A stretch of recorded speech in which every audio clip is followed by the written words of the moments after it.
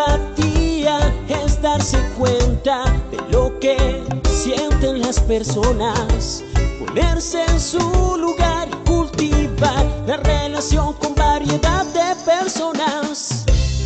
Motivación usando nuestras preferencias más profundas para encaminar nuestros objetivos, tomar iniciativas, ser eficaces y perseverar a pesar de contratiempos y frustraciones.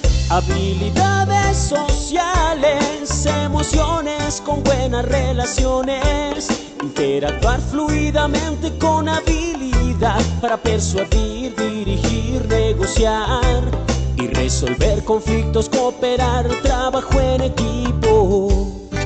Todos tenemos dos mentes, una que piensa y otra que siente. La inteligencia emocional es la capacidad de controlar y regular los sentimientos propios y de los demás. Recuerda, usar la inteligencia emocional asegura un buen clima laboral.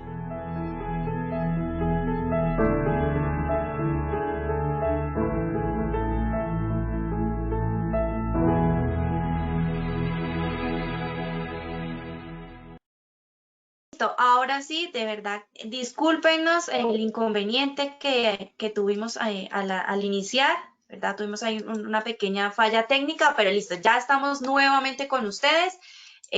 Nuevamente les doy la bienvenida a la Comunidad Nacional de Conocimiento en Neuroseguridad Aplicada en Prevención de Riesgos Laborales. Invitamos y le damos la bienvenida también, por supuesto, al doctor Efraín Butrón. Doctor Efraín, nuevamente buenos días, bienvenido. Buenos días. ¿Me escucha, Lina? Perfecto, doctor. Listo. Ahora sí ya te escuchamos, te vemos y ya podemos observar la presentación. Ya podemos iniciar con nuestra acción educativa, doctor. Ok. Buenos días. Empecemos con nuestra conferencia. Bueno, ya lo que he venido hablando en estos días, soy médico especializado en medicina del trabajo y especialista en gerencia de las organizaciones, consultor, investigador de toda esta parte correspondiente a neurociencias aplicadas a la seguridad, con foco en la seguridad y salud en el trabajo y con foco en el liderazgo en campo de la seguridad. Y bueno, hemos estado en todo este proceso a través de Neuro5 Safety Brain, que es prácticamente un modelo que nosotros proponemos de intervención neuroconductual. La conferencia de hoy es el impacto sobre el conocimiento de las funciones cerebrales superiores en la cultura de seguridad y salud en el trabajo. El objetivo es que ustedes conozcan esta relación específica entre estas funciones cerebrales superiores que están acá en el cerebro y los pilares de la cultura de seguridad y salud. Eso es el objetivo que perseguimos hoy. Vamos a hacer un evalúo y un sondeo. Lina, por favor. Claro que sí, doctor. Ahora sí, vamos a iniciar nuestro sondeo. Les recuerdo a los asistentes que en sus pantallas ustedes pueden observar la pregunta y tienen la posibilidad, la opción de seleccionar la respuesta correcta. Muy bien, vamos entonces con la primera pregunta.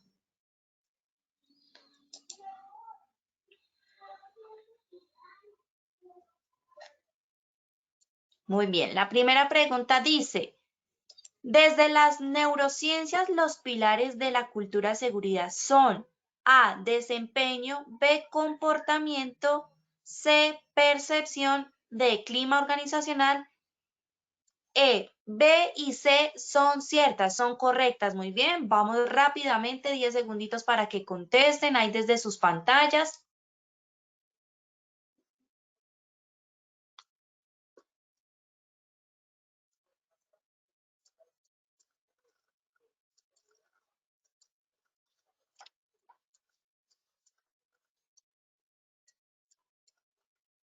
Listo, muy bien. Muy bien, cerramos la primera pregunta y les compartimos los resultados en pantalla. El 2% nos dice A, desempeño, 9% B, comportamiento, el 2% percepción, 9% clima organizacional y el 79% de los asistentes nos dicen B y C son ciertas, son correctas. Muy bien, recuerden que al finalizar ustedes tendrán las mismas 3 preguntas y ya el doctor nos va a brindar las respuestas solo al finalizar la acción educativa. Vamos con la segunda pregunta. La segunda pregunta dice, las creencias se encuentran en el nivel A, consciente, B, no consciente, C, A y B son ciertas, D, ninguna de las anteriores. A ver, vamos a ver qué dicen ustedes rápidamente, seleccionando la respuesta correcta y desde sus pantallas. 5 segunditos. Muy bien, cerramos la segunda pregunta y les compartimos los resultados en pantalla. El 33% nos dijo consciente, 14% no consciente, 44% A y B son ciertas y el 10% nos dijo ninguna de las anteriores. Muy bien, ya para terminar, para finalizar nuestro sondeo de la primera parte, vamos con la tercera y última pregunta. En la gestión de comportamiento, la actitud es un elemento importante para la gestión proactiva de seguridad. ¿Ustedes qué dicen? ¿Esto es falso o es verdadero? Seleccionen la respuesta correcta, por favor.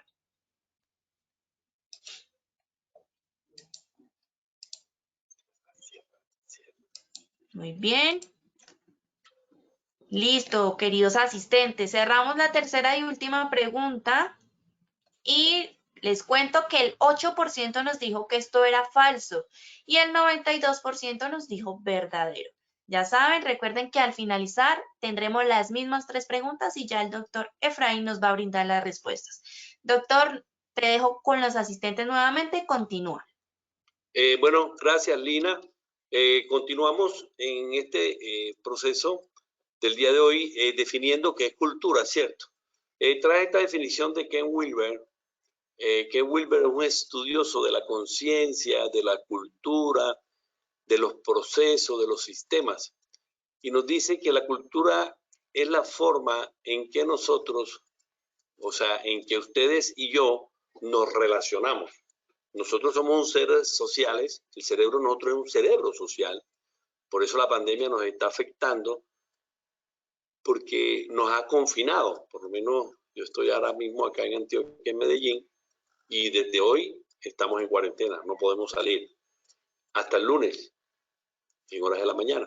Entonces, no nos vamos a relacionar sino con la gente de afuera, con los turistas, con toda la gente de la comunidad, que nosotros día a día nos vemos en un banco, etc.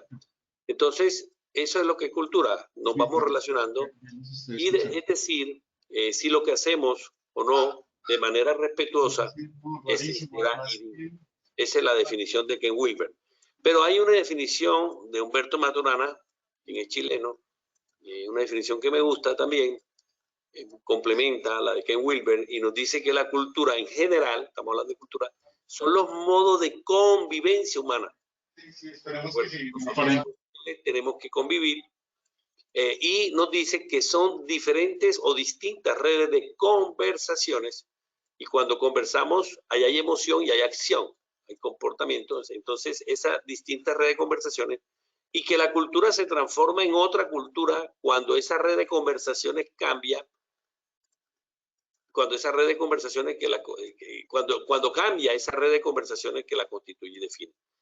Creo que son dos definiciones que se complementan mucho. Pero nosotros cuando vamos a hablar ya, ese es desde el punto de vista organizacional o desde el punto de vista de un país o la cultura, si nos comparamos en América Latina con la cultura europea, con la cultura asiática, ¿sí? O con la cultura de África. Entonces, ese es, en términos generales, lo que es una cultura. Pero cuando ya vamos a hablar de cultura en seguridad y salud, miren que nosotros vemos ese cerebro que es un iceberg, ¿cierto? Entonces, ese iceberg, lo que vemos por fuera, diríamos, eso es lo que observamos correspondiente a la cultura, ¿sí? Y es cuando viajamos nosotros a diferentes países, nos vamos acerca a Centroamérica, nos vamos a Estados Unidos, nos vamos a Europa, nosotros observamos cuando salimos en la calle cómo se comporta la gente. Entonces, eso es el comportamiento de lo que vemos. Pero por debajo de ese iceberg hay ese témpano de masa de cerebro. Recuerden, el cerebro es una estructura que pesa 1400 gramos, una masa gelatinosa. Entonces, desde ese orden de idea, hay una parte interna que no vemos. Para que asuman más o menos, en forma explícita, la personalidad, podríamos decir que lo que vemos es el carácter de la persona, ¿cierto? Pero debajo de ese témpano está lo que llamamos el temperamento. Y ese temperamento, que es la parte que está abajo, y el carácter, eso es lo que hace parte de la persona, ¿sí? De una persona o la personalidad. Y por eso en neurociencias hay unos modelos factoriales teóricos de cómo definen la personalidad, y está el modelo de Eysenck y Gray, donde nos traen los modelos teóricos, el modelo de Gray, donde nos habla de personas zigzag, sistemas activadores de comportamiento, y SIG, sistemas inhibidores de comportamiento. Pero Eysenck trata de darle un poquito y nos habla ya de 3 factores, ¿cierto? Y después viene Zuckerberg y nos habla de otros 5 situaciones de personalidad, pero quizá Cloninger, ya su modelo de personalidad en neurociencia, ya nos habla de la teoría neurobiológica o neuroquímica, donde nos habla ya de unos neurotransmisores como el GABA, el gamma ácido aminobutírico, que tiene un componente importante en los estados de trastorno de ánimo, sobre todo en la depresión, y en la dopamina, que también tiene un componente importante ya en la parte de neuropsicopsiquiatría, la dopamina correspondiente a la parte del ánimo en trastornos bipolares, ¿cierto?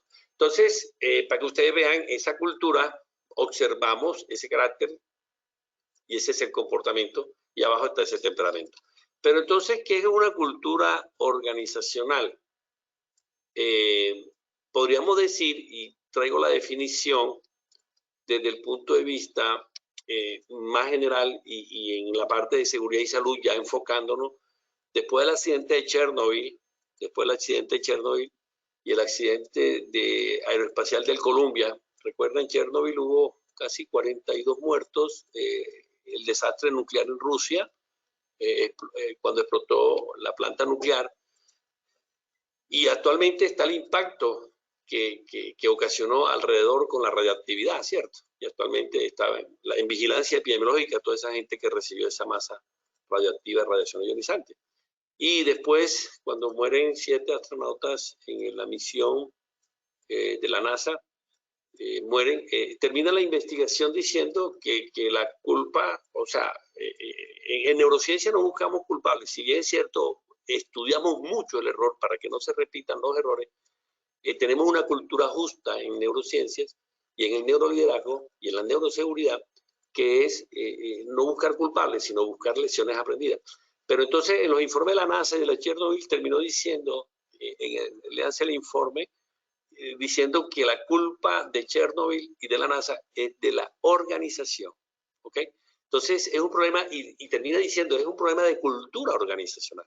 Entonces, de ahí salió la definición de cultura de seguridad y salud de la Instituto de Energía Nuclear y de Asuntos Nucleares, y nos dice que la cultura de seguridad y salud, y está también creo que está en la ISO 45000, nos dicen que la cultura de seguridad y salud son percepciones, que está debajo del iceberg, percepciones, como percibo, son valores, actitudes, competencias y comportamiento. Entonces, cuando ellos nos dicen en el Instituto de Asuntos Nucleares, después del desastre, no, que la cultura de seguridad y salud son percepciones, como percibo, qué valores tengo, qué actitud tengo, por eso parte de la pregunta es la actitud, qué competencias tengo y qué comportamiento que comparten en esa comunidad, esa comunidad laboral, en esa empresa de 1000 trabajadores, de 4000 trabajadores, si son multinacionales, o en esa microempresa de 3, 4 trabajadores que están haciendo delivery o están haciendo courier o llevando domicilios. Entonces, cuando se comparte esa comunidad de 4 o 5 personas en la microempresa, eso es lo que es la cultura con respecto a la seguridad y salud en el trabajo, con respecto al estilo del sistema de seguridad que nos obliga el Ministerio de Trabajo a tener, ¿cierto? Con la 312, los estándares, la 1072, toda la norma. Bueno, estoy hablando para Colombia. Si hay otros países, en Perú tienen su norma, que es el decreto. En España tienen su norma, que es el decreto supremo. En Chile tienen su norma, Argentina, Brasil. Entonces, de acuerdo a esa norma, allá definen la parte correspondiente a cultura. Entonces, conclusión, esa es la definición que nos trae el Instituto de Asuntos Nuclear. Después de esos desastres, yo pienso que nos comparten esa parte. Pero entonces, si nosotros vemos, como yo le dije, un iceberg, lo que vemos afuera es comportamiento y conducta. Eso es lo observable, eso es lo medible, y eso lo puedo observar, medir y llevar un indicador de proactivo, ¿cierto? Porque es una herramienta proactiva. Por eso los programas de seguridad basada en comportamiento, que es una seguridad tipo 2, recuerden, la evolución de la seguridad viene de la seguridad de procesos, seguridad 1. Después llega Olnagel, el psicólogo, y nos trae a los ingenieros y nos habla de la ingeniería de resiliencia cuando vemos que no solamente seguridad de procesos, que hay que mirar más al individuo, a la persona, y nos habla ya de observación de comportamiento, de liderazgo, de cultura, y esa es la ingeniería de resiliencia a propósito que estamos hablando, y estamos ahora el 28 del Día Mundial de la Seguridad y Salud, y la OIT, el eslogan es sistemas resilientes en seguridad. Entonces, lo que vemos nosotros son comportamiento, conducta, que es lo que se hace, lo que se dice o se expresa. Pero abajo, sí, abajo están unos pilares de la neurociencia, como diríamos, y entonces vemos una realidad, o sea, nosotros estamos mirando ahora mismo una realidad, me están escuchando, me están viendo. Perdón, Lina, tengo buen audio.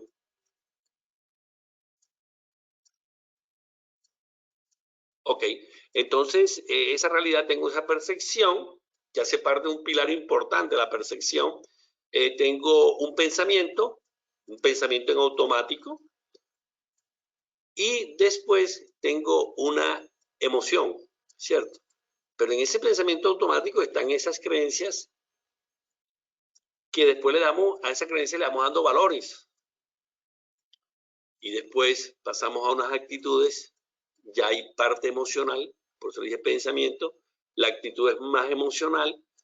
Siento, cuando yo siento, por eso la tríada es cómo está mi mente, qué emoción tengo y cómo está mi cuerpo. Entonces, cuando ya siento en base a las moléculas de las emociones, y eso fue premio Nobel de medicina y la fisiología, la doctora Pick de los Estados Unidos, ella falleció ahora en el 2013, ella gana el premio Nobel porque descubre las moléculas son unos neuropéptidos que son los que nos invaden cuando liberamos a través del sistema neuroendocrino, del hipotálamo, hipófisis, neuroendocrino, liberamos esas moléculas que son neuropéptidos y por eso sentimos. Entonces, fíjense que sea una percepción, un pensamiento, una emoción, un sentimiento, y de acuerdo a cómo nos sentimos, así nos comportamos. O esa es la conducta humana o el código de conducta humana, ¿cierto? Entonces, el doctor Eli nos habla de ese código de conducta humana, y el doctor Eli nos dice: A, una adversidad es lo que te detona.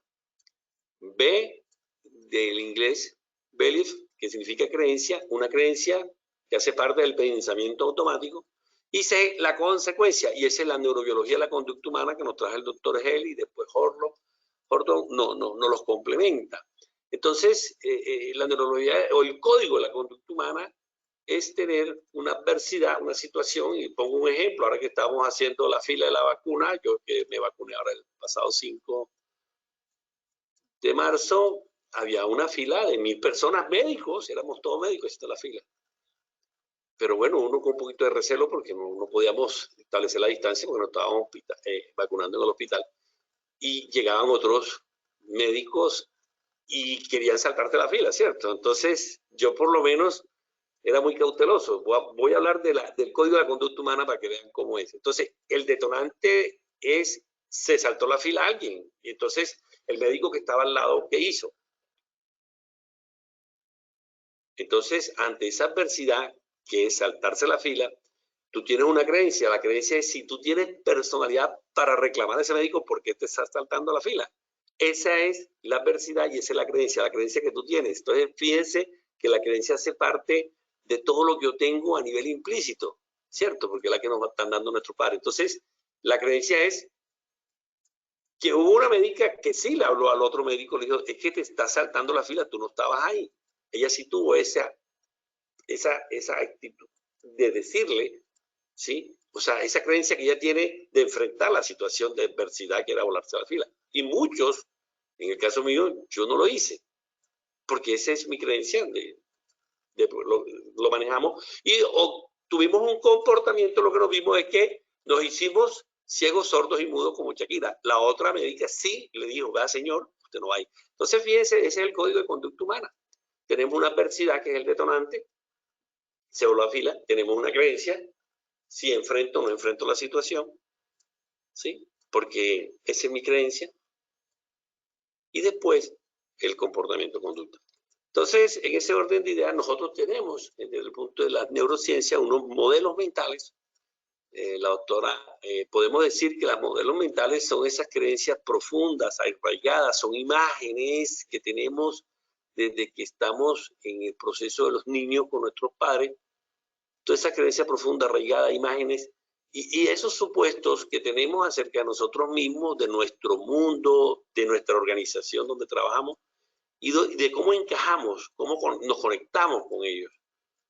Lo que los psicólogos dicen, cómo mi corazón lo pongo a la empresa, cómo hay ese compromiso, engagement, ¿sí? En inglés, que es ese compromiso que tengo con la empresa. Entonces, esos son los modelos mentales. Creencias que están arraigadas, hay unas que están arraigadas, otras que son más fáciles de cambiar y que lo tenemos desde el nacimiento cuando nuestros padres, nuestros abuelos nos van diciendo, pero de que después se van reforzando en la educación de primaria, bachillerato, y donde los maestros nuestros son pilares importantes en reafirmar esas creencias, ¿cierto? Y cuando el conocimiento. Entonces, en ese orden de ideas, podríamos decir que los modelos mentales, desde el punto de vista de la neurociencia, los podríamos, y es interesante ver los trabajos de la doctora Bessinger. La abuelita de Bessinger trabajó, es psiquiatra, trabajó con Carl Jung, recuerden Carl Jung, el del análisis transaccional, y Bessinger nos trae un modelo de los 4 cuadrantes o las 4 dominancias. Y Bessinger nos dice, bueno, en forma para que me entiendan, cojamos el cerebro, 4 cuadrantes, entonces el cuadrante, ella dice que hay frontales izquierdos, que son los lógicos.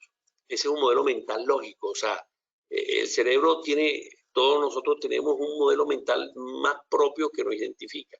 No significa que no podemos tener los otros 3 cuadrantes. Entonces, el modelo mental del basal izquierdo son lógicos. El frontal izquierdo, el cuadrante superior izquierdo, pero el cuadrante inferior izquierdo, ese es organizado, ese es planificador. Entonces tiene un modelo mental más de organización y de planificación. Y el cuadrante superior derecho, que ya sería derecho, ¿sí? Porque estábamos en la izquierda, el cuadrante superior derecho son 4 cuadrantes del cerebro. Ese modelo mental es de idea, de creatividad, de innovación.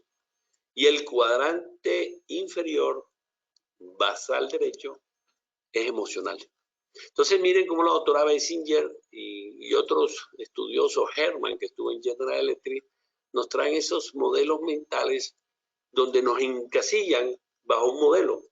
O somos lógicos, más lógicos, o somos más organizados, o somos más de idea, de creatividad, de lo que llamamos el design thinking, la metodología de creatividad y de prototipos, de ideas, o si somos emocionales. Entonces, fíjense que los equipos, tú armas los equipos de acuerdo a tu modelo mental y cómo vas complementando una persona con la otra. Tú, en los proyectos que tienes, o de acuerdo a los objetivos, vas a necesitar personas lógicas, matemáticas, con raciocinio, pero también en este equipo vas a necesitar una persona que lidere la parte de la organización y planificación del proyecto. Pero de pronto necesita otra que te dé la idea, que esté creando, que esté desarrollando, pero también necesita otra que sea más emocional. conclusión, tenemos un modelo mental tipo, no quiere decir que el que sea lógico no puede ser emocional, no. Es más difícil cruzar del frontal izquierdo, cruzar al basal derecho, es más difícil, pero la idea es que te vayas complementando los que están al lado. Entonces, si eres frontal izquierdo, nos dice Bézier, podemos llegar a ser organizado y planificado, ¿cierto? Entonces, cada uno de ustedes miren su modelo mental, ¿ok? Entonces, ¿qué es una creencia? Ya le dije, es un supuesto considerado como verdadero. Y las creencias nos las van dando desde que nosotros estamos amamantando en el seno de nuestra madre. Ella nos está dando oxitocina. Y la oxitocina es un neurotransmisor que hace parte importante del enamoramiento. Por eso la fase de enamoramiento del amor, el amor y el enamoramiento es un accidente químico. Es un accidente químico y tiene sus fases. La primera fase de enamorarse de una persona dura 6 meses, después 3 años y después viene después de esos 6 años que ya viene el apego por la oxitocina. Entonces, dentro del estudio de la promiscuidad, la oxitocina juega un papel importante. Las personas demasiado promiscuas funcionan con oxitocina, ¿cierto? Ya la neurobiología en la parte del amor y en la parte de la promiscuidad, que es una parte importante dentro del apego y del afecto y de las parejas, por eso juega un papel importante. Entonces, lo que le quiero decir es que ese apego, esa creencia que la madre cuando nos da esa oxitocina, la leche, es el apego que sentimos de supervivencia cuando estamos. Entonces, en ahí empezamos a tener esa creencia de buscar ese apego con la mamá, después pasamos a la primera infancia, a la segunda infancia, y 10 años, después de 10 años viene el 14, adolescencia, juventud. Entonces ahí vamos creando, teniendo esas creencias y después se refuerza en los hogares infantiles preescolares. Pero entonces hay creencias que serán limitantes o hay unas creencias que serán verdades verdaderas potencializadoras. Eso nos lo va dando el conocimiento y ahí es donde decimos que la creencia es un postulado considerado como verdadero desde la definición de Gordon en el año 97, basado en valores y en experiencia del individuo. Parte de la creencia lo vas fortaleciendo, lo vas arraigando con base en la experiencia. Pero así como tenemos ese pilar de la percepción, un pilar importante, la percepción, otro pilar es el pensamiento automático, que sería la creencia, pero es el pensamiento automático. Nosotros tenemos 60.000 pensamientos al día y el 95% de nuestros pensamientos son automáticos.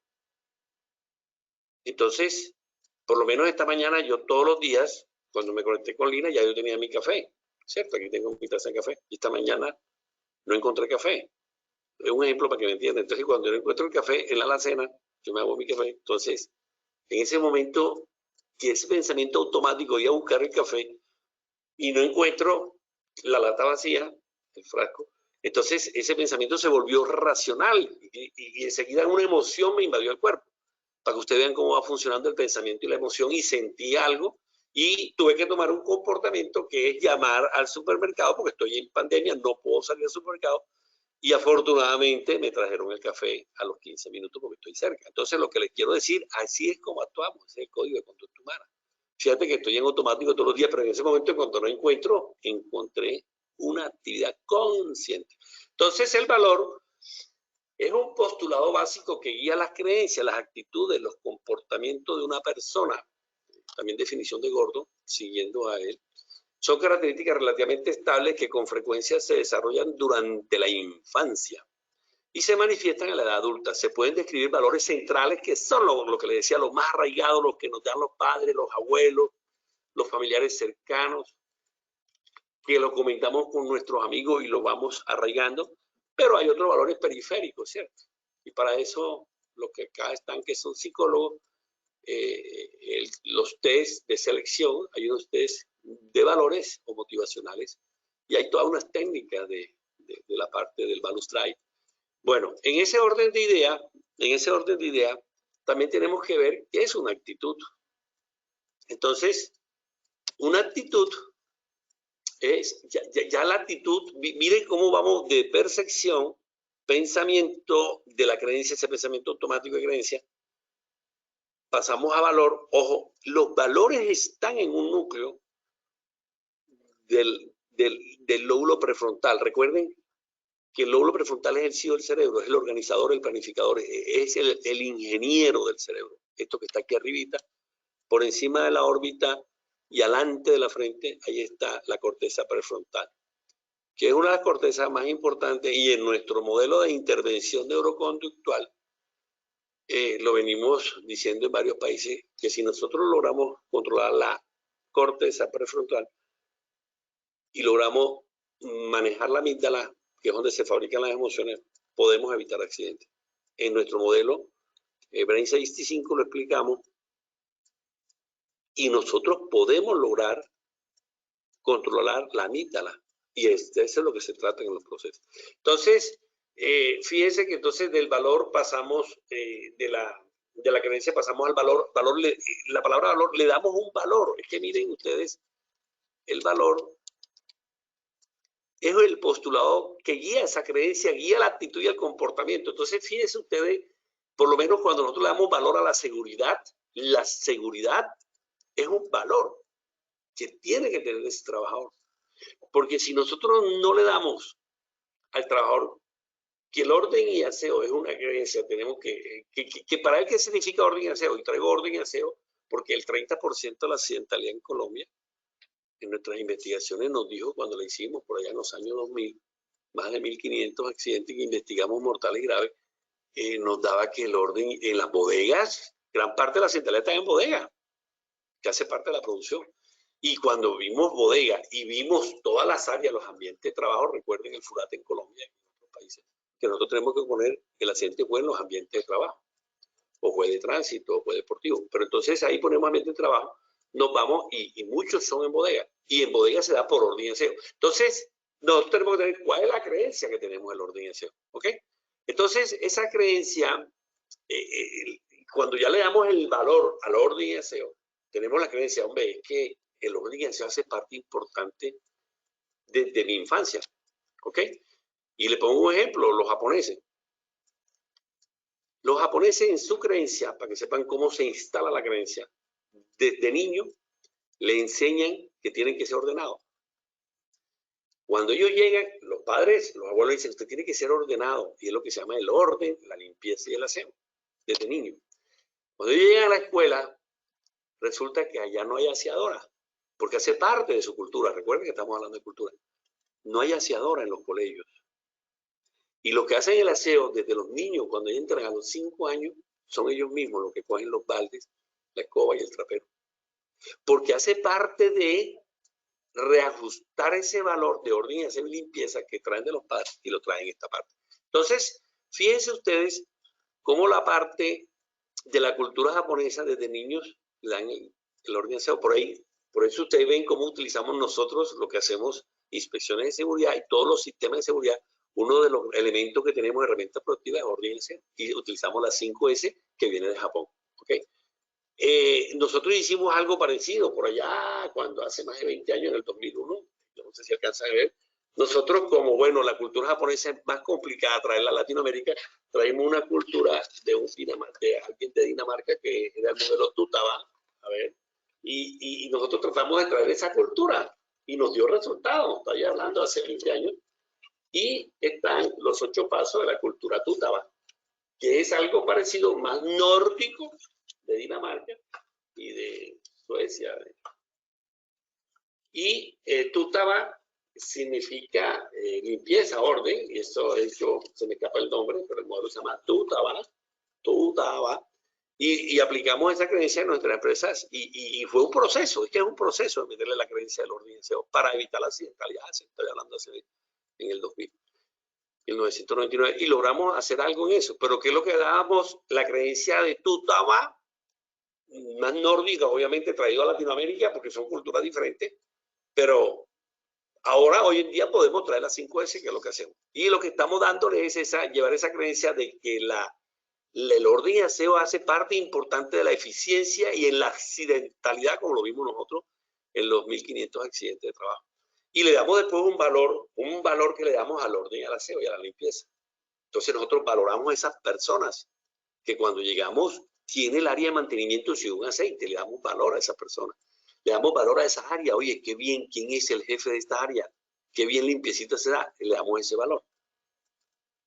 Y después, una actitud y un comportamiento. La actitud ya hace parte, y aquí está la definición de actitud, ya una predisposición, ya hace parte más de un estado de ánimo de la emoción. Recuerden, pensamiento, emoción, motivación. Y esa predisposición a estado de ánimo te lleva a actuar el comportamiento, que es lo que vemos fuera del aire. Por eso nosotros nos comportamos de acuerdo a lo que sentimos. Es decir, no es lo mismo un trabajador comportarse bajo un estado ahora de ansiedad y de depresión, que muchos lo estamos viviendo con la pandemia, o un estado de alegría. Ya la gente que se vacunó, que está en Estados Unidos, que ya llevan 100 millones de vacunas, de los 300 millones, ¿cierto? Dan 200 millones, decía ayer Biden, 200 millones. Y Canadá, que tiene vacunas hasta el 2025, compró el lote hasta el 2025. Esa gente está en otro estado de actitud, mientras nosotros estamos mirando aquí cómo hacemos para comprar la vacuna.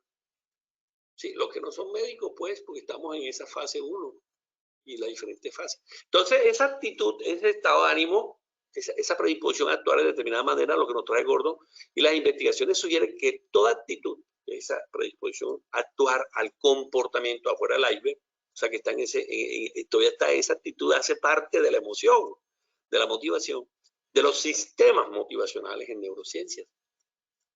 Entonces, tiene 3 componentes: un componente cognitivo, un componente afectivo y un componente conductual. Y les pongo un ejemplo: el componente cognitivo, si trabajo con mayor rapidez, es el componente cognitivo, la actitud.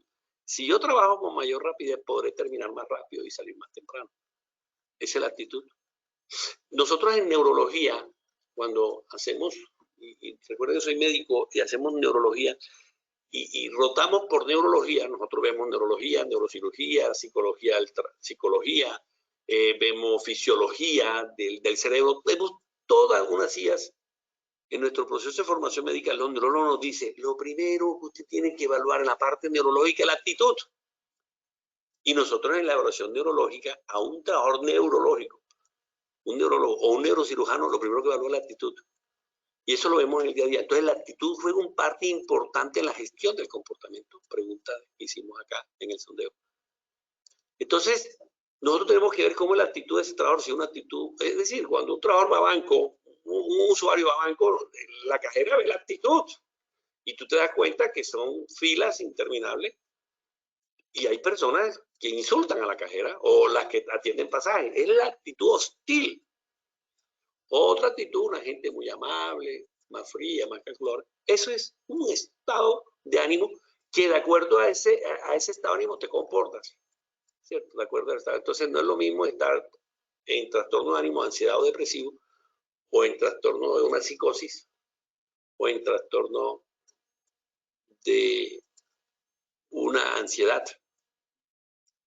Y eso, por eso la neuropsiquiatría son 3 tipos de patologías: las que están en el pasado, que son las depresivas, que quedan depresivos en el pasado; los que están en el presente, que son la psicosis; o los que están en un futuro, que son los ansiosos, que es la ansiedad. Es tú ver el futuro, como estamos ahora viendo el futuro, muchas personas lo están viendo. Entonces, la parte de actitud es un estado de ánimo. Entonces, la parte cognitiva es si trabajo en una actitud, si trabajo con mayor rapidez, podré terminar más rápido. Ese es cognitivo, pero también podemos meter un componente afectivo, es rabia o frustración si tienen que quedarse más tiempo después de la hora de salida. Cuando nos dice el jefe de seguridad o el supervisor, tienen que quedarse 1 hora más porque no hemos terminado la producción, sentimos rabia, frustración. Y ahí nos podemos accidentar. Recuerden que ese es un estado de frustración. Enseguida sale uno de los neurotransmisores, de los que sale es el cortisol. Y por eso en nuestros próximos estudios de investigaciones vamos a mirar la parte neurocognitiva. Ya hemos hecho varios estudios de la parte neurocognitiva de los pacientes poliaccidentados y encontramos situaciones muy interesantes que lo hemos plasmado en los papers y en los documentos que vamos sacando, ¿cierto? Entonces, el estado de frustración es un no logro, porque tú tienes una necesidad, tienes un deseo, tienes una acción, hacer el plan de acción, pero entonces cuando haces la acción, el comportamiento, ¿lo logras o no lo logras? Si no lo logras, frustración, genera cortisol. Hay que depender hasta cuánto tiempo tenemos ese cortisol, porque es un veneno y no nos deja pensar.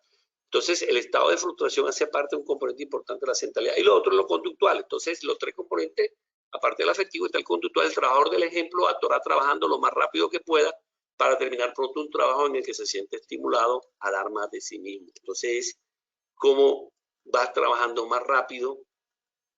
¿Sí? Él se siente estimulado porque ahí hay esa parte relacional del jefe, el supervisor, ¿sí? Para terminar pronto el trabajo y que pueda terminar con la producción, y hay un compromiso relacional con el jefe. Entonces, tenemos que definir qué es una competencia, hace parte también de la definición de cultura, y las competencias son conocimientos, habilidades, actitudes. Este término ya si ustedes lo han venido manejando un poquito más en el término de la psicología organizacional y de la psicología cognitiva, conductual. Entonces, una competencia, hay unos conocimientos para seleccionar a una persona, un conjunto de saberes, qué conocimientos tiene, necesito aquí un profesional que sea especialista, o necesito un ingeniero de seguridad, o un técnico, un tecnólogo, qué conocimientos tiene, pero qué habilidades tiene, que son las capacidades para ejecutar, y hacemos las diferentes pruebas de las habilidades. En este caso, es más importante en este mundo actual las habilidades blandas, ¿cierto? Que los conocimientos duros, los conocimientos técnicos. Entonces hablamos de competencias técnicas y competencias conductuales. O sea, tienes que saber liderar el equipo, tienes que saber ser líder, tienes que saber hacer una comunicación asertiva, tienes que tener una habilidad de escucha. Entonces, desde el punto de vista del talento, es más importante hoy en día manejar esas habilidades blandas, porque lo otro se lo doy en el entrenamiento. Entonces, ya son los psicólogos organizacionales junto con los jefes de producción que determinan las competencias para ingresar a la persona. Y la actitud, que ya lo hablamos, la disposición o postura frente a la ejecución de una función. ¿Por qué nos comportamos de forma diferente ante la exposición del riesgo? Ya lo dije. Nosotros nos comportamos de acuerdo a la emoción. No es lo mismo estar depresivo, estar en estado de ira, estar en alegría o estar en éxtasis de felicidad. Entonces, si ven las emociones básicas, que es el miedo, por lo menos en el estudio que hicimos con acá el Ministerio de Trabajo en España, el impacto que tuvo la seguridad vial, en España lo hicimos, 1.100 encuestas y acá 1.050 encuestas en Colombia, encontramos situaciones diferentes porque ya lo hicimos en abril y la pandemia ya. Entonces nosotros, el 80% nos dijo que tenían miedo, los españoles o conductores españoles, tenían miedo de manejar en carretera. Por eso allá se disparó la accidentalidad en los primeros meses de pandemia por 2.4. O sea, los promedios de accidentalidad vial que tenían en las carreteras españolas, que son unas carreteras excelentes, que también organizaban en seguridad vial. Y ese estudio lo hicimos acá, nosotros con el Instituto de Tráfico de la Universidad de Valencia, España, que son líderes en Europa de investigación en tráfico vial, el líder es el doctor Motoro, y encontramos situaciones diferentes, que acá lo estamos discutiendo ahora precisamente porque nos está dando valor diferente, porque fueron dos momentos. Nosotros acá lo hicimos en noviembre y ya la pandemia había pasado muchos meses más, 8, 9, 10 meses más. Ya la gente tenía más conocimiento de la pandemia. Allá no, allá lo cogió en sorpresa, le hicimos las encuestas y encontramos que el 80% tenía miedo, que el 60% no descansaban, porque no había que no comían bien, que estaban más estresados, que estaban más fatigados porque no paraban en la carretera. Recuerda que allá cada 2 horas hay sitios donde tú puedes llegar a descansar. En Europa, en Estados Unidos, acá estaba todo cerrado, los restaurantes y todo. Entonces, ese es un estudio muy interesante que pueden consultar. Nosotros nos comportamos. Entonces, las 5 claves del éxito de la cultura es qué cultura deseo, qué es lo que yo deseo, qué aprendizajes profundos, y en el aprendizaje profundo, ahí es donde entra lo que acabo de decir yo, las herramientas blandas, ¿sí? Entonces, tú tenemos ese aprendizaje profundo, tengo unas competencias duras o unas competencias blandas. Las competencias duras son las competencias técnicas. Y las blandas son competencias conductuales, que eso no se enseña en la universidad, ¿sí? Son las habilidades interpersonales y las habilidades intrapersonales de conocer tu emoción para conocer después la emoción de las demás. En neurociencia hay un tema interesante que es la teoría de la mente. Y esa parte de la teoría de la mente está en unas estructuras cerebrales importantes para conocer la emoción del otro. La gente cuando preguntaba, pero eso teoría de la mente suena como algo de pseudociencia. No, eso tiene todo un componente de la teoría de la mente. Y eso viene de los estudios de la Universidad de Cambridge, con el doctor Cohen y todos esos estudios en autismo que tiene la Universidad de Cambridge y en Inglaterra. Entonces, ahí, en esa parte, en esas habilidades blandas, de conocer la emoción de la otra persona, es donde el supervisor se conecta con el trabajador. Por eso yo les dije que hay unos momentos de verdad, son los 5 minutos preoperacionales en tareas de alto riesgo, llámese altura, confinado, trabajo en caliente, izaje de carga, o trabajo de maquinarias móviles pesadas en minería. 5 minutos preoperacionales son momentos de verdad desde el punto de vista emocional. Y después vemos la conducta de los líderes. Entonces vemos cómo ese líder, yo digo, el líder de hoy en día tiene que ser un líder COVID con T, es un líder consciente que tiene foco de atención en el área de trabajo, ¿sí? Porque lo que nosotros queremos en la cultura y conciencia es crear conciencia de que la tarea de alto riesgo, subirte a 80 metros o a 60 metros de un edificio de construcción, tiene que tener conciencia que estás haciendo una tarea de alto riesgo. Entonces tu conducta debe ir afinada, ¿cierto? Entonces en esa conducta es importante todo este proceso conductual que tiene que tener concentración y atención, ¿cierto? Pero después un sistema de formación cierra el ciclo, saca el indicador de evaluación de comportamiento y evaluación del perfil neurocognitivo de lo que quieres evaluar y de gestión de las herramientas proactivas del neurolíder, transformando conciencia y cultura. Entonces las funciones cerebrales superiores y su impacto en la cultura, ¿cómo se da? Hay causas, efectos, y es lo que yo venía diciendo, coger el córtex prefrontal, donde está la razón, cerebro racional, con el cerebro emocional, donde está la amígdala, que no la amígdala cerebral, donde está el COVID, no, esa es otra amígdala, la faringe, esta amígdala, así es un granito de almendra. Entonces, cuando el córtex prefrontal, que es donde están las funciones ejecutivas superiores, donde está la organización, la planificación, la atención, la concentración, la memoria de trabajo, sobre todo la memoria de trabajo está en el córtex, porque acá en el hipocampo está la memoria a largo plazo. Entonces, cuando cogemos esa memoria a corto plazo, los procedimientos de energía peligrosa son 5 pasos, no se nos puede olvidar esos 5 pasos, mientras vamos haciendo el entrenamiento, y en ese entrenamiento lo vamos pasando a nivel consciente a un nivel automático, y decimos, tiene buenas prácticas, porque lo he observado durante un mes y cumple, ejemplo, 5 reglas de oro, por decir 5 reglas de oro, la cumple, no se lo olvidan, porque ya lo llevo de memoria a corto plazo en el córtex prefrontal a una memoria a largo plazo. Entre la amígdala y el hipocampo, amígdala es emocional, hay una memoria emocional, por eso hay que saber llevar el neuroaprendizaje. Y hoy en día están todos los aprendizajes en un documento que tenemos nosotros en neuroaprendizaje, ahí está, donde hablamos del aprendizaje del futuro. Hoy en día hablamos, y el aprendizaje del futuro me hicieron una entrevista y le decía, el aprendizaje del futuro es la realidad virtual inmersa. Lo que pasa es que todavía es costoso comprar un Oculus que está costando 2 millones, 3 millones de pesos, nomás el Oculus y después la programación. Entonces, pero ese es el aprendizaje del futuro. Ahora, mientras tanto, tenemos la gamificación, educación experiencial, la lúdica, y están invitados a un evento que tenemos con Azonap, que es otro de los que están participando acá en esta charla, y tenemos ese evento el sábado, y ahí vamos a traer un experto de España hablando de gamificación y el impacto en la amígdala de cómo llevamos la gamificación. Entonces, con Carlos veremos eso, su experiencia en gamificación, y eso se volvió toda una especialidad, la lúdica.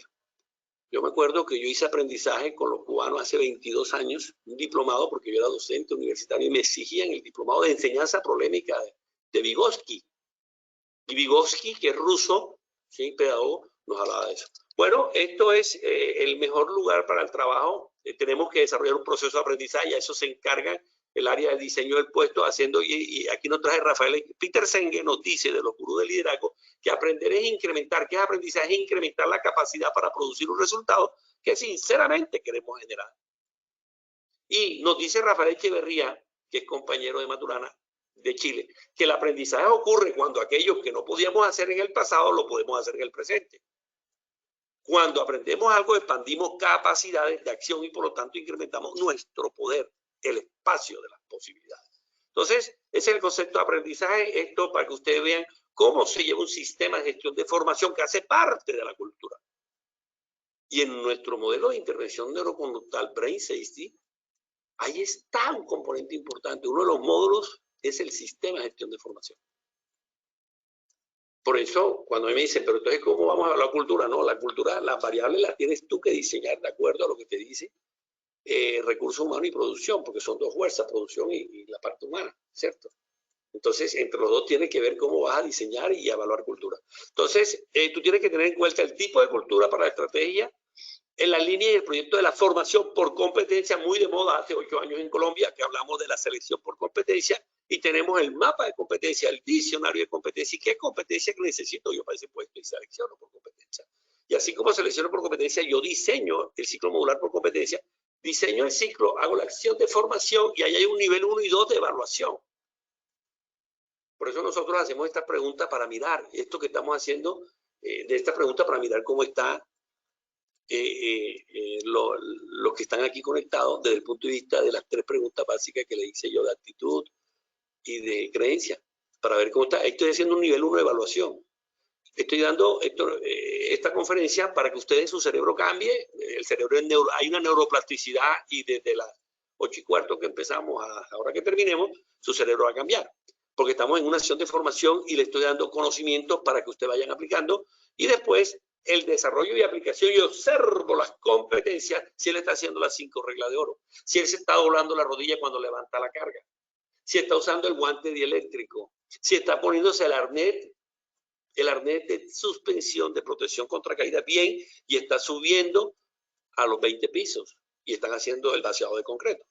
Entonces, eso es cuando yo voy mirando, observando si está aplicando las competencias que le estoy dando en el diseño del ciclo y en la acción de formación de esas competencias. Y las competencias técnicas o competencias conductuales, dependiendo de lo que yo quiero formar por competencia. Y después reviso los resultados, que es el nivel 4 de evaluación, reviso los indicadores proactivos de si desarrollé la competencia conductual o la competencia técnica de trabajo en altura o de manejo de equipos pesados, retroexcavadora o un guaco de 300 toneladas de minería de carbón. Entonces, en ese orden de ideas, terminamos la conferencia diciendo que tenemos unas dimensiones de la cultura de seguridad, ¿sí? Y que yo diría que las dimensiones de la cultura, lo que les decía, o sea, esa la hacemos con el gerente HCQ, con el Departamento de Gestión Humana y el Departamento de Producción. Recuerden, la empresa son dos, en este caso que la empresa es una cuerda. Y la cuerda, una es producción y la otra es seguridad. Cuando esta cuerda se tensa más a un lado para la producción, no es importante la seguridad, hay fatalidades, hay muertes, hay accidentes graves, hay mutilados, hay amputados, hay traumatismo craneoencefálico que quedan inválidos y los pensionamos por invalidez, o hay muertes y nos toca llevarlo al cementerio. Y con el dolor social y el duelo de la familia. Entonces, porque hay producción, pero hay otros que piensan más en la seguridad. Conclusión, la cultura, como está en nuestro modelo, es de producir, sobre todo en este nuevo orden mundial, es producir, la cultura debe ser de producir, porque es que si no las empresas, si no produces, ¿cómo nos van a pagar nuestros salarios? Hay una junta directiva y hay un presidente de la compañía, un gerente, que tiene que dar una rendición de cuentas, sobre todo en estos momentos donde han cerrado 300.000 empresas en Colombia, mi primo. Entonces, tenemos que producir. Entonces, la cultura es de producir, pero producir con 0 daño, producir con seguridad y con calidad. Okay. Entonces, la dimensión de la cultura nosotros la damos. Pero, ¿qué le puedo decir? En Europa, la Agencia Europea de Seguridad Social, me acuerdo yo en el año 2000, ahora 5 años, como 2010, 2011, 2012, por ahí más o menos, ellos decían, nos ha dado resultados. La Agencia Europea de Seguridad, entren a la, tiene una sigla, la Agencia Europea de Seguridad y Salud decía, hay 3 variables que nos ha dado resultados. Y ellos dicen, una, el liderazgo, otra, la participación y otra, la mejora continua del equipo. Entonces, ahí tienen 3 dimensiones. Una, liderazgo. El liderazgo COVID, como digo yo, en este nuevo orden mundial, COVID es liderazgo consciente, por eso hablo ahorita de conciencia y de cultura. ¿Qué hace el neurolíder? Transformar la conciencia de la persona de que está trabajando en altura y tiene que ponerte el arnés. De que hay objetos que caen y tiene que ponerte el casco para mitigar el error. El error de que a alguien se le caiga una alicate de arriba o una mona del piso 20. Puede haber el error que se le caiga a la persona. Pero si yo tengo el casco y está en el segundo piso, es posible que mitigue el trauma craneoencefálico y no quede minusválido. Pero lo que te quiero decir es que el líder COVID es el líder consciente, visible. Hoy en día los trabajadores reclaman la visibilidad, que tienes que estar en campo. Es que lean el libro de Robin Sharma sobre el líder sin cargo, y Robin Sharma nos habla de que el líder debe ser 80% en campo y 20% el Pareto. Es que el Pareto aplica, que es un matemático de hace 500 años. Entonces, en ese orden de idea, eso es lo que tenemos, ¿ok? Bueno, para terminar entonces, otras dimensiones le puedo dar el compromiso, la confianza. Es que el compromiso relacional del jefe, es que hay 2 situaciones importantes que digo yo, la comunicación, sí, que hace parte de la consulta, la comunicación. Hay que comunicar, el jefe tiene que hablar. Es que hay dos cosas importantes dentro de la cultura, que es la relación y la comunicación. La comunicación sobre todo asertiva, con escucha empática, con retroalimentación, con estatus, retroalimentar, reconocer. Ahí está la política del balance de consecuencia. No todo es buscar culpables. Y serían dos dimensiones más, compromiso y confianza. Y la percepción, es que la percepción hace parte importante. Recuerden que es diferente el clima a cultura. Son dos cosas importantes, ¿cierto? Pero entonces tenemos que percibir cómo percibimos al jefe, cómo percibimos a nuestros compañeros, cómo es la cultura independiente o es dependiente, o es en un equipo, o es individual, o es reactiva. Solamente nos ponemos el caco cuando vemos sangre, porque al compañero le cayó una mona del segundo piso en la cabeza y le hizo una. Entonces, ahí están esas dimensiones. Y la otra es el sistema de formación que vimos. Formar, seleccionar, formar y retener el recurso humano, porque eso es lo que hace gestión humana. La gestión humana no selecciona para que se vaya al mes, o al año, o a los 5 años, no. Él selecciona para retener, pero tiene que formar también gestión humana. Formar con entrenamiento, habilidades blandas, duras, capacitación. Y aparte de formar, ojo, el desarrollo de la persona. Entonces esos son los 5 elementos de gestión humana que están dentro de la cultura, que es la formación y el entrenamiento. ¿Okay? Bueno, eso es lo que queríamos, la verdad, hablar. Esto de cerebro y de cultura y de funciones cerebrales superiores en 45 minutos, porque ahora vienen las preguntas. Es complicado. Ahí están los documentos, cómo salvar vidas conociendo el cerebro humano. O sea, sobre el cerebro hay todo un proyecto humano de Obama, $6.000 millones dedicaron. Están invitados a pasar mañana, que es César, que también hace parte del equipo de Comunidad de Conocimiento, que es el presidente de ASONAP, y mañana estaremos de 9 a 12 con 5 invitados, también es colaborador de Positiva César. Entonces, mañana los esperamos. Ahí vamos a reafirmar mucho más. Y los que quieran ampliar, allá hay 7 libros. Cada libro es cada documento es una brecha. Esto fue hecho para ustedes, para las nuevas generaciones, porque hay que trabajar, como dice la OIT, seguridad basada en las personas, porque el futuro es incierto. El futuro es incierto, sobre todo en este mundo COVID. Ya no hablamos de VUCA, sino hablamos de un mundo más ansioso, sobre todo en el COVID. Hay 5 millones de personas sin trabajo en Colombia. Y en Latinoamérica ni se diga. Los niveles que habíamos avanzado de pobreza, todo eso se ha ido perdiendo, los niveles de pobreza, pero tenemos que seguir siendo resilientes. Entonces, en estos libros ahí pueden encontrar, cada libro es una brecha, cultura, y hablo de neurocompetencia, de liderazgo, de comportamiento, de aprendizaje de los sistemas autónomos, de que era una realidad virtual, cómo entra la realidad virtual, y quizás cómo se diseña un sistema de gestión de neuroseguridad, y cómo es la empresa neurosaludable. Aquí yo digo que si el trabajador no está feliz en su empresa, mejor que se salga, porque te vas a accidentar. Entra el cortisol. Si tengo un jefe psicopático o un psicópata, personal psicópata o un jefe como los hay, entonces no tienen esos problemas. Entonces, vamos a evaluar. Siguiente, Lina. Doctor, muchas gracias. Claro que sí. Ya para finalizar vamos a realizar nuestro post-test. Nuevamente el sondeo. Recuerden que en sus pantallas pueden observar las preguntas y tienen la opción, la posibilidad de seleccionar la respuesta correcta. Muy bien, vamos con la primera pregunta. Desde las neurociencias, los pilares de la cultura de seguridad son A, desempeño, B, comportamiento, C, percepción, D, clima organizacional, E, B y C son ciertas. Rápidamente contestamos, 10 segunditos. Recuerden que ahí oprimiendo desde sus pantallas ustedes pueden seleccionar la respuesta correcta y el sistema automáticamente nos dará la respuesta que ustedes nos están brindando. Muy bien. Listo, cerramos la primera pregunta. Doc, y te cuento 1% desempeño, 5% comportamiento, 3% percepción, 8% clima organizacional y el 84% de los asistentes nos dijeron B y C son ciertas. Doc, cuéntanos cuál es la respuesta correcta. Bueno, la respuesta correcta, que bien, aumentamos conocimiento, aumentamos redes, B y C son ciertas, 84%, aumentamos de 79 a 84. Quiere decir que la neurociencia funciona porque ya su cerebro captó un conocimiento y van a aplicar estos conocimientos. Sígueme con la segunda pregunta, Lina, por favor. Perfecto. Claro que sí, vamos con la segunda pregunta. La segunda pregunta dice, las creencias se encuentran en el nivel A consciente, B no consciente, C, A y B son ciertas, D ninguna de las anteriores. Bien, rápidamente 10 segunditos para que contesten.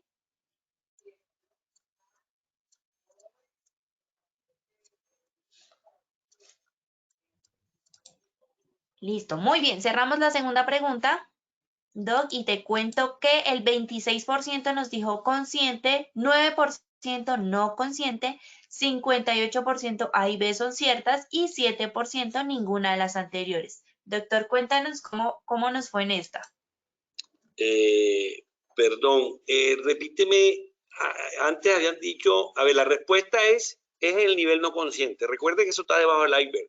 La creencia es implícita, está debajo del iceberg y la vamos haciendo y vamos creando ese modelo mental interno. Entonces, la respuesta es no consciente. Antes estábamos en el 14, perdóname, dice cuánto dieron no consciente la respuesta. 9%, Doc. Y antes La estábamos... mayoría la tuvimos, la mayoría dijo que la A y la B, o sea, consciente y no consciente. Ah, ya, no. Entonces, ahí la respuesta es no consciente, ¿ok? La creencia está implícita, es una memoria implícita, ¿ok? Bueno, y la pasamos a la tercera. Perfecto, vamos a la tercera y última pregunta. En la gestión de comportamiento, la actitud es un elemento importante para la gestión proactiva de seguridad. ¿Esto es falso o es verdadero? ¿Ustedes qué dicen? Rápidamente contestan, por favor.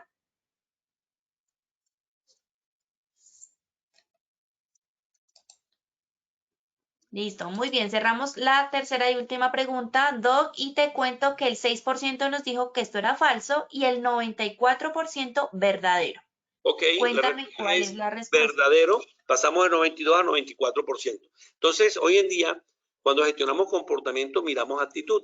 Ya le dije, la actitud hace parte del estado de ánimo, hace parte de la motivación.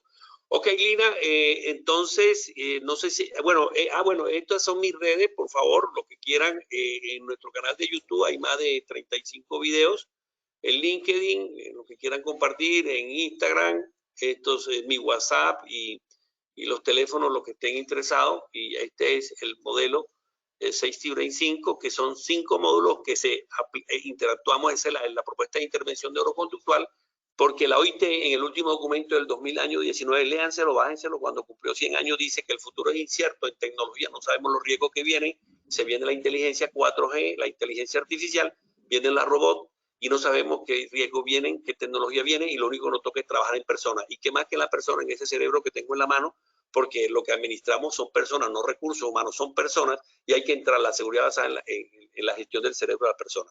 Entonces, con mucho gusto, ahí me pueden contactar, apasionados por todo esto de la neurociencia, el neuroliderazgo, la neuroseguridad y todos estos modelos que estamos proponiendo de intervención neuroconductual. ¿Hay alguna pregunta, Lina?